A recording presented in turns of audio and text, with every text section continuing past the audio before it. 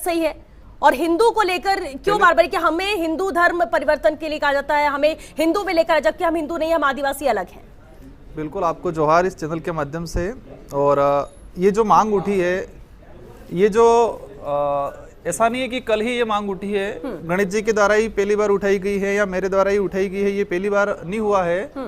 ये जो डिमांड है, हम लोग उसके तह में जाना पड़ेगा कि आदिवासी समाज किस धर्म में आता है। तो मेरा जो मत है कि आदिवासी समाज जो धर्मपूर्वी समाज है और ये जो धार्मिक व्यवस्था है इससे पहले का समाज है। और बात रहती है हिंदू समाज की, तो मैं आपको बता दूं थोड़ा विस्तृत में कि हमारे इलाके में जो आदिवासी समाज है वो कई धर्मों में बटा हुआ, कोई ईसाई बने हुए, कोई हिंदू बने हुए हैं, कई इधर दूसरे धर्म भी अपनाए हैं। जैसे कि हम गुजरात में जाते हैं तो वहाँ पर कई लोगों ने मुस्लिम धर्म भी अपना रखा है। तो कई तो स्वेच्छा से उन्होंने किया, धर्म परिवर्तन कर लिया। हाँ बिल्कुल, स्वेच्छा से किया। बिल्कुल बिल्कुल, ये आपकी बात है। लेकिन ये जरूरी नहीं है कि आदिवासी समाज हिंदू है। अब हिंदू की परिभाषा, जैसे कि हिंदू की परिभाषा के तहत मुझे लगता नहीं है कि आदिवासी समाज क्या है, धर्म क्या है, सनातन है, ऐसा नहीं है। देखो, इस देश में रहने वाला कोई भी व्यक्ति का धर्म होना चाहिए, जरूरी नहीं है। मतलब इस देश में रहना है तो किसी धर्म में होना ये जरूरी नहीं है। आदिवासी क्या है, क्या समझे लोग? चलिए, आप लोग सवाल उठा रहे हैं, बहुत सारे लोग देख रहे हैं, वो भी समझना चाहते हैं, आप बेहतर बता सकते हैं, क्या समझते हैं? आदिवासी समाज इस धर्मपूर्वी व्यवस्था से पहले का समाज है।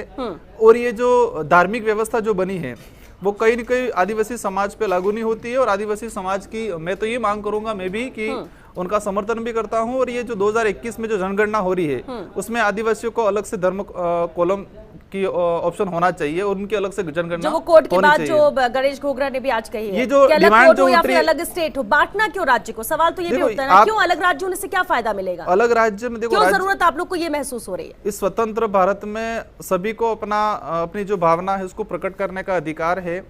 कई लोग होते हैं जो अपने जिले की मांग करते हैं, कई लोग राज्य की मांग करते हैं। देश आजाद होने के बाद कई राज्य बने भी हैं। तो ये जो अलग राज्य की जो मांग की जा रही है वो पहली बार नहीं हुआ है।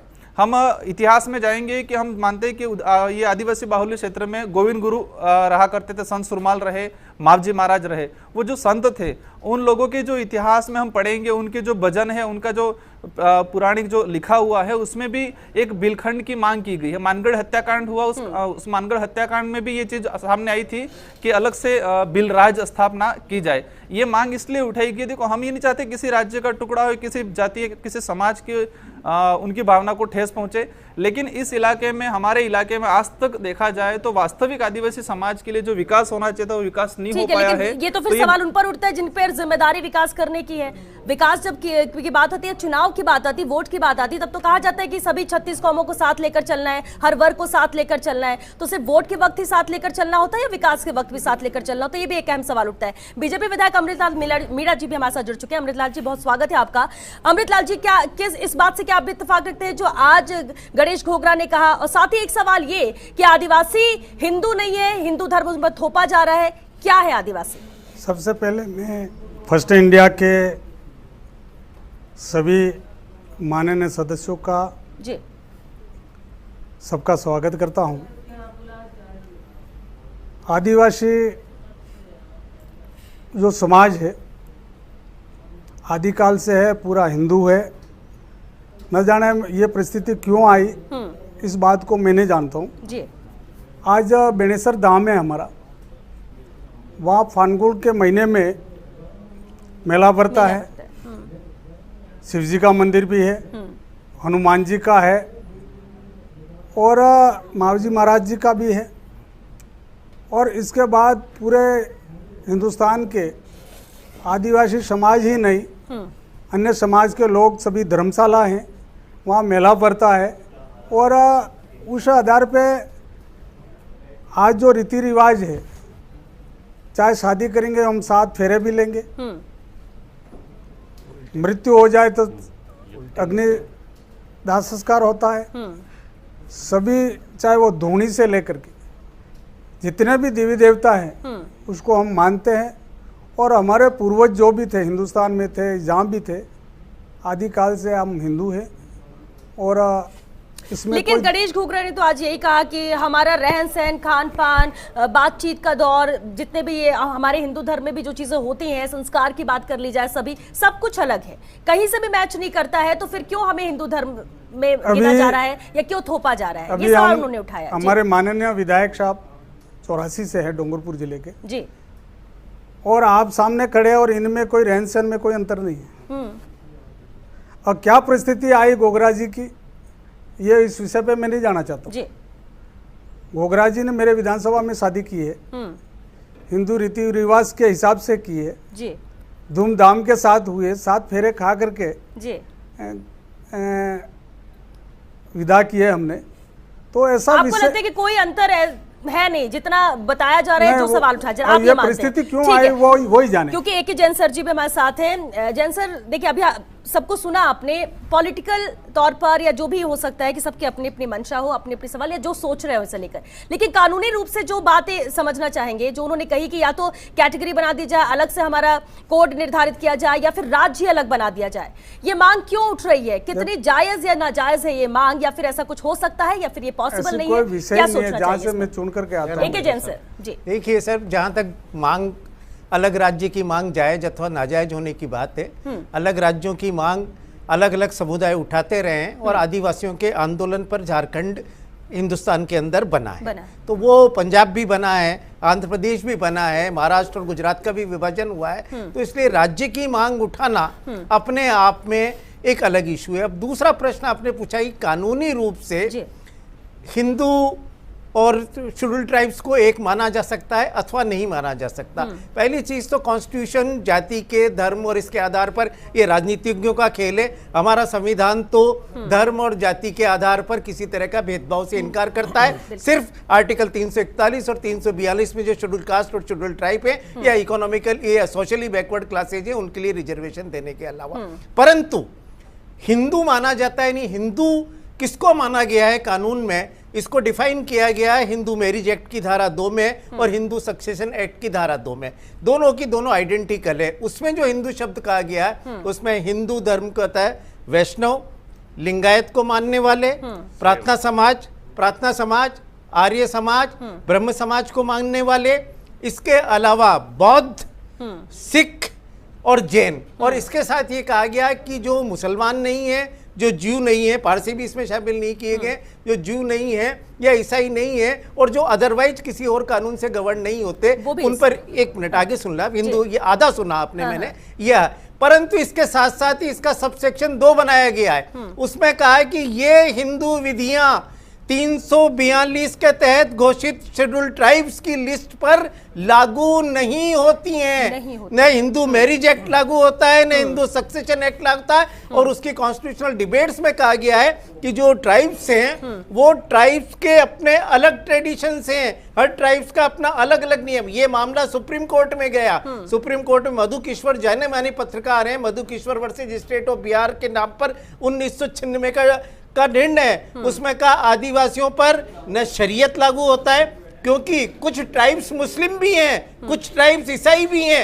ईसाइयों का जो इंडियन सक्सेशन एक्ट है वो भी उन पर लागू नहीं होता है, और साथ ही हिंदू सक्सेशन एक्ट या हिंदू मैरिज एक्ट भी लागू, अर्थात न मुसलमानों के, न ईसाइयों के, न हिंदुओं के जो पर्सनल कानून है वो हमारे भारत में आज जो कानून है उसके तहत वो शेड्यूल्ड ट्राइब्स पे लागू नहीं होते। हम ज्यादा दूर नहीं जाएं, यहाँ पास में ही मीणा हाईकोर्ट बनाई गई है मैरिज डिस्प्यूट्स को तय करने के लिए, क्योंकि मैरिज डिस्प्यूट्स फैमिली कोर्ट्स में तो ट्राइब्स कम्युनिटी के हैं वो नहीं जा सकते। तो जहां तक लॉ की बात है, लॉ के अनुसार से कोई भी रिलीजियस का पर्सनल लॉ ट्राइब्स पे लागू नहीं होता है, न हिंदू लॉ, न क्रिश्चियंस लॉ, न मुस्लिम लॉ। इसलिए हमारे नियम होने तो हिंदू धर्म से, हिंदुओं के कानून से, धर्म से तो मैं नहीं जानते हैं तो धर्म है, पर हिंदुओं के कानून से ट्राइब्स को अलग रखा है, और जहां तक ट्राइब्स की डिमांड की मांगे वो कर सकते हैं। बिल्कुल, ये एक अहम चीज है सर जो आपने क्लियर कर दी कि ये कानून के हिसाब से जो कॉन्स्टिट्यूशन में उसमें तो ये क्लियर हो रहा है। लेकिन राजकुमार राउत जी,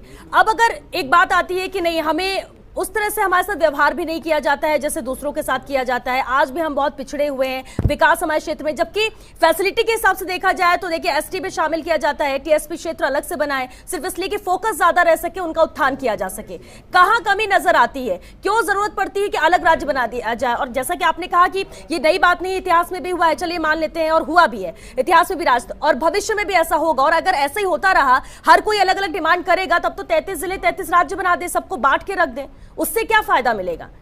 आपने जो बताया कि इस इलाके में इतना टीएसपी मतलब अलग से शेड्यूल एरिया भी बनाया है और अलग अलग फंड भी आते हैं। हाँ। मैं आपको बता दूं कि केंद्र सरकार भी आदिवासियों के उद्धार के लिए कई फंड देती है और राज्य सरकार भी अपने बजट में अलग से फंड की व्यवस्था करती है। लेकिन वास्तविक जो बात आज तक धरातल पे गवर्नमेंट ने ये किया है, भले कोई भी गवर्नमेंट रही हो, उनके हिसाब से प्लानिंग कर ली, उनके हिसाब से योजना बना दी और आदिवासियों पे थोप दिया और उन्होंने बजट दे दिया। उन्होंने कोई नहीं देखा और सिर्फ आंकड़ा देखा कि हमने इतना पैसा आदिवासियों को दिया। उनको ये नहीं बताया कि ये वास्तविक कहाँ यूज हुआ, वो सही जगह यूज हुआ या गलत हुआ। लेकिन एक बात बताइए, परिवर्तन तो हुआ है। देखिए बीटीपी बनी, 2 विधायक चुनकर आए, जनता ने ही चुना, आपके क्षेत्र के लोगों ने ही चुना, इसलिए कि प्रतिनिधित्व आप लोग करें। विधानसभा में कितनी मजबूती के साथ आप अपनी बात रखते हैं और क्या आपकी बात को सुना जाता है या नहीं सुना जाता, आप ये बताइए। देखो, पहली बात तो हम विधानसभा में हमारे क्षेत्र की जो डिमांड है, हमारे समाज की डिमांड है, हमारे क्षेत्र की जो डिमांड है, जो विकास की जो है, एजुकेशन संबंधित सारी जो डिमांड है, हम भरपूर तरीके से हमारे जो डिमांड जो जनता के द्वारा जो और हमने जो चुनाव में जो वादे किए थे उस अनुरूप हमने सदन में बात रखते हैं और सरकार कहीं न कहीं हमारी जो मांग रखती है। हमने जो कह रहे थे कि अनुसूचित क्षेत्र, अनुसूचित जाति और अनुसूचित जनजाति के लिए जो बजट है उसका खर्चा किस तरह से है, उसके लिए अलग से कानून बनाया जाए। हमने लंबे समय से डिमांड की थी और अभी सीएम साहब ने बजट घोषणा में, इस बजट घोषणा में राजस्थान पैटर्न लागू करने की बात भी की और अनुसूचित जाति और जनजाति के बजट के लिए अलग से कानून बनाने की भी व्यवस्था की गई है। ठीक है, लेकिन आरसी जी, एक बात जो बार बार आ रही सामने कि पहले भी कई राज्य हैं जो जिसे बांटा गया है, 2 भागों में बांटा गया, राजस्थान में भी वही बात उठ रही है। अब सिर्फ हम इनकी बात नहीं कर रहे हैं, अगर हम एक और विधायक है जिन्होंने श्रीगंगानगर हनुमानगढ़ इस एरिया को भी बोला कि अलग से राज्य बना देना चाहिए, अगर ऐसी डिमांड आती रहेगी तो हम इसको जायज नहीं कह सकते कि हर कोई डिमांड कर सकता है, लेकिन ये सॉल्यूशन नहीं है किसी भी राज्य के लिए। अगर कहीं पर कमजोर कुछ पड़ रहा है तो उस पर फोकस करना ज्यादा बेहतर होगा, बजाय कि सबको बांट दो, अलग अलग राज्य बना दो और उसके बाद आपको लगता है कि विकास होगा। और ये सही है श्वेता? मुझे लगता है कि ये मुद्दा इतना महत्वपूर्ण नहीं है और जो स्लोगन लिखा आपने टुकड़े, शायद ये भी ठीक नहीं है, क्योंकि इस देश के अंदर राज्यों का गठन होता है और राज्यों को किस आधार पर हुआ है वो आप तमाम उसकी एक लंबी चर्चा का विषय। लेकिन अगर वो कोई कहते, अगर उन्होंने उस बात का भी जिक्र किया कि गुजरात का जो क्षेत्र है जहां पे ट्राइब्स आते हैं, जहां पे उनकी जमीन का अधिग्रहण किया गया है, उनको प्रॉपर मुआवजा नहीं दिया गया, उनका प्रॉपर विस्थापन नहीं किया गया, उन्होंने उस राज्य के बाहर की भी उन्होंने मांग की है, उसको भी उन्होंने सम्मिलित करने की बात कही है और उसके अंदर जो कानून हो, जो उस पेरिफेरी के अंदर बात हो, जो एक विधान, एक संविधान, एक सब चीजें, तो उसी से प्रेरित होकर मुझे लग सकता है कि कहीं ना कहीं ये बात जो भारतीय जनता पार्टी के नेता अक्सर बोलते रहते हैं, और भारतीय जनता पार्टी के नेताओं को तो खुश होना चाहिए, नेता प्रतिपक्ष नेता जो उपनेता था ये सदन के अंदर, उन्होंने बोला कि हिंदू कोड बिल की बात कर रहे हैं। हिंदू कोड बिल का तो विरोध करने वाले ही भारतीय जनता पार्टी के नेता थे, तत्कालीन जनसंघ था, इसलिए उन्हें तो खुश होना चाहिए था कि कोई व्यक्ति उनसे बाहर निकल के जो उनकी पुरानी जो परिपाटी थी उसको कर रहा है। उसने अपनी वेदना क्या व्यक्त की, उन्होंने कहा कि एकलव्य की परीक्षा बार बार ली जाती है, एकलव्य की परीक्षा बार बार ली जाती है। आज भी ऐसी व्यवस्था इस समाज के अंदर ऐसी व्यवस्था है, केंद्र की सरकारों के अंदर ऐसी व्यवस्था, केंद्र की सरकार का जिक्र किया, भारतीय जनता पार्टी के विधायक बैठे उस क्षेत्र की नुमाइंदगी करते हैं, ये कहिए, बताइए, इनसे पूछिए कि क्या उन्होंने जो मांग की आप उसके साथ में खड़े या नहीं खड़े।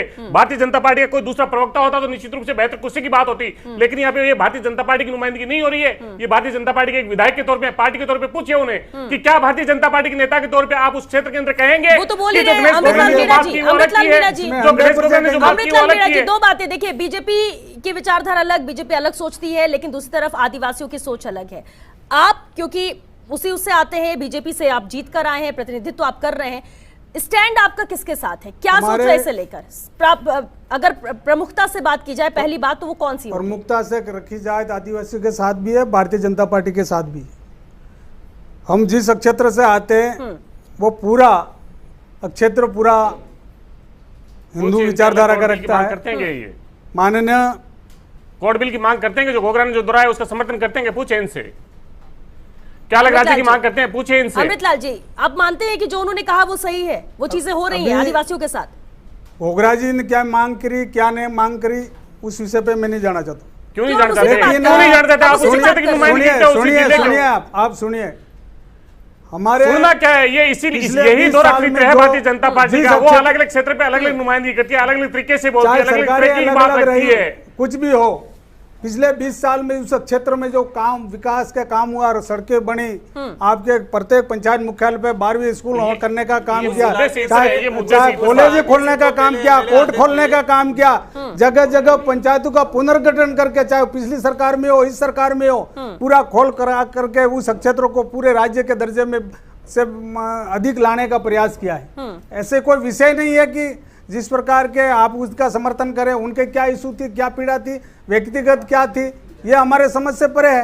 पहले क्या बात करते थे, समझ क्या है, उन्होंने एक क्षेत्र की बात रखी, उन्होंने कहा टीएसपी के लोगों के साथ में जो रिजर्वेशन होना चाहिए वो क्या होना चाहिए। उन्होंने कहा हम हिंदू कोड बिल को नहीं मानते। क्या Bharatiya Janata party Hindu code bill के लिए आप पार्टी के तौर पे है तो क्या उसकी नुमाइंदगी करते हैं या नहीं करते, ये बताइए। पूरा हिंदू कोड मानते हैं, हम जन्म से, हम हाँ, आदिवासी समाज जन्म से आदिकाल से हिंदू है और हिंदू रहेंगे। इस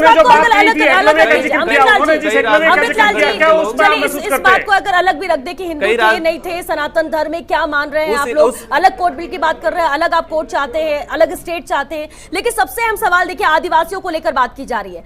अब आदिवासी का मुद्दा उठता है, आदिवासी वोट बैंक भी है कि अब वाकई में आदिवासियों के नाम पर कहीं राजनीति तो नहीं की जा रही है, चाहे वो बीजेपी हो, चाहे वो बीटीपी हो, चाहे वो कांग्रेस के विधायक पसंद नहीं करते, वनवासी कहते हैं। बीजेपी के लोग तो आदिवासी कहना ही पसंद नहीं करते, वनवासी कहते हैं।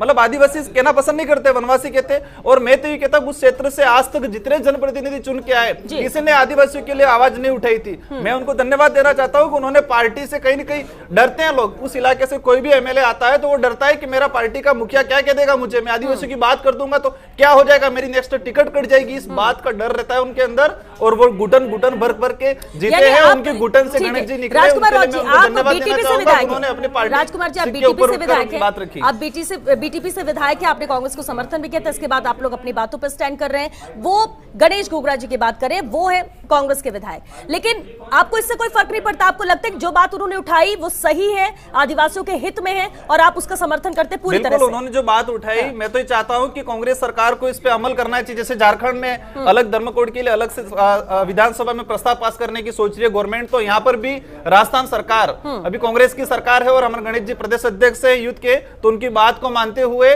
इस सदन में आदिवासियों की 2021 की जो जनगणना हो रही है उसमें अलग कॉलम के लिए प्रस्ताव पास करना चाहिए। अमृतलाल जी, अलग राज्य की मांग जो उठ रही है, क्या वो सही है? आपको हमारे क्षेत्र में, मैं मेवाड़ से आता हूँ जी, उदयपुर जिला है और सलम्बर विधानसभा क्षेत्र है। जो भी बात इनकी उठी हो, अखबारों में पढ़े, उठाते रहे, या डूंगरपुर और बांसवाड़ा क्षेत्र जिलों से सीमित रहे, तो इस विषय में मैं अलग राज्य के विचार में नहीं हूँ। ठीक है ना, हमारी पार्टी है। उसका कारण कि जब तक भौगोलिक परिस्थितियां जो भी है तब तक आपको अभी इसकी जरूरत महसूस नहीं होती क्योंकि वक्त भी खत्म हो रहा है। एक जैन सर, एक लास्ट कमेंट जरूर इस पर चाहेंगे। ठीक है, आपने कहा कि विभाजन भी होते रहे पहले भी राज्य के, तो क्या ये मांग उठती रहती है और इस पर अमल भी किया जाए तो कोई नुकसान नहीं? देखिए, जहाँ तक भील क्षेत्र की मांग है, ये कोई पहली बार नहीं उठी है।